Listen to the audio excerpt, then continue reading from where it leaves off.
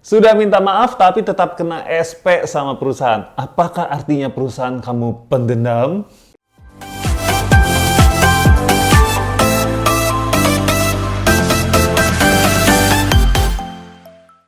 Halo semuanya, kembali lagi di channel Tanya Kasem. Kali ini ada yang curhat ke gue nih. Kak, gue tuh udah mengakui kesalahan gue dan juga gue udah minta maaf. Tapi kok gue tetap kena SP?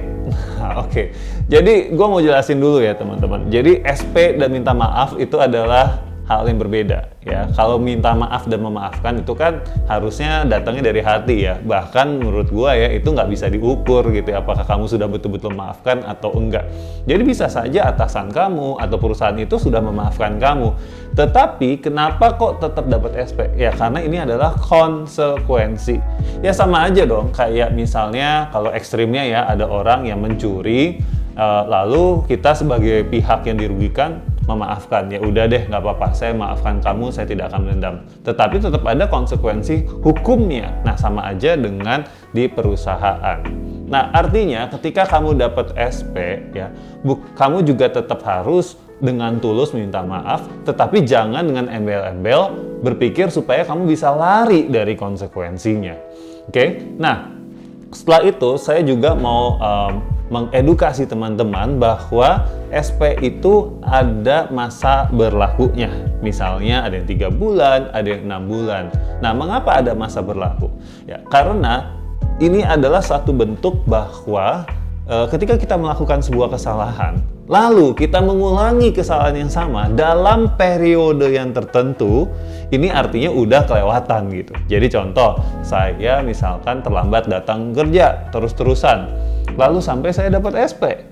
Nah, SP-nya ini berlaku sampai 3 bulan. Artinya perusahaan ingin melihat apakah selama 3 bulan ke depan kamu mengulangi kesalahan yang sama atau enggak. Kalau mengulangi kesalahan yang sama, itu artinya sudah keterlaluan, maka muncullah SP yang kedua.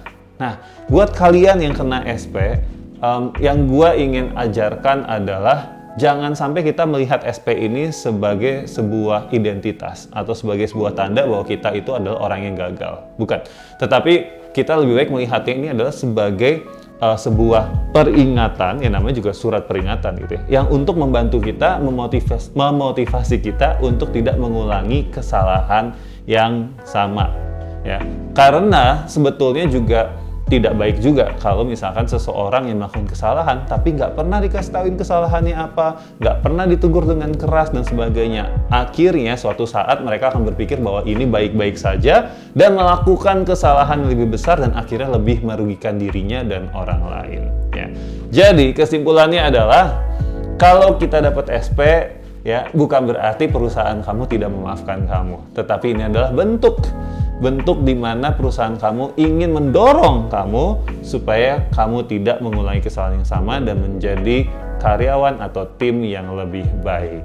Oke? Jangan lupa maafin orang yang ngasih kamu SP juga ya.